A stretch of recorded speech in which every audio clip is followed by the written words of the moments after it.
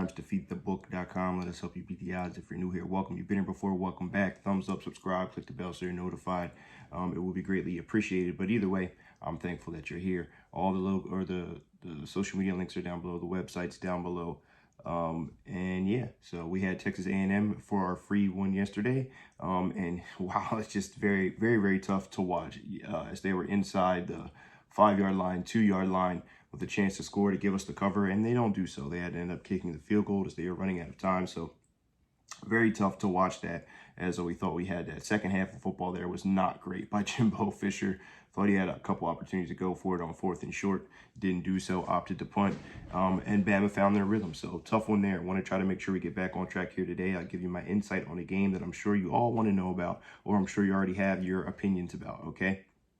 Kansas City Chiefs going up against the Minnesota Vikings here. Line had a ton of movement. It's down to 3.5 with the total set at 52.5. I'm sure there's a lot of steam on the over. I'm sure there's a lot of steam on the Chiefs, and for good reason. To me, I still think there's some room to grow here with these Chiefs. I feel like there's still some rapport that has to be built within this wide receiver core. Obviously, Mahomes is Mahomes. You know what I mean? Pay attention to Nick Bolton if he's going to play there at linebacker. He's been tremendous for them in the middle. That defense, I think, in my opinion, is one of the reasons why Kansas City is one of the better teams in the league this year. They've been very stout. They haven't gave up a lot. We know Spagnuolo is one of the best defensive minds in the business in history. I really like what they've done. So this is the first time I think that they'll see an offense that is this dynamic outside of Detroit. And week one is always week one. It's tough for people to kind of get a feel and rhythm in week one.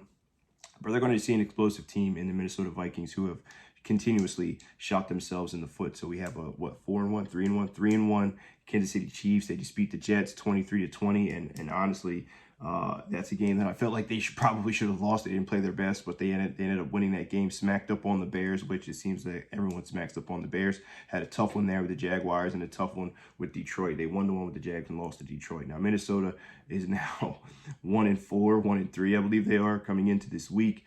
1-3, I'm sorry, and a lot of these have been self-inflicted. A lot of turnovers, a lot of fumbles, and they're really beating themselves. So I think that the win last week has really helped them to get back on track, try to get some confidence. Even though they beat up on the Carolina Panthers, they're not a good team.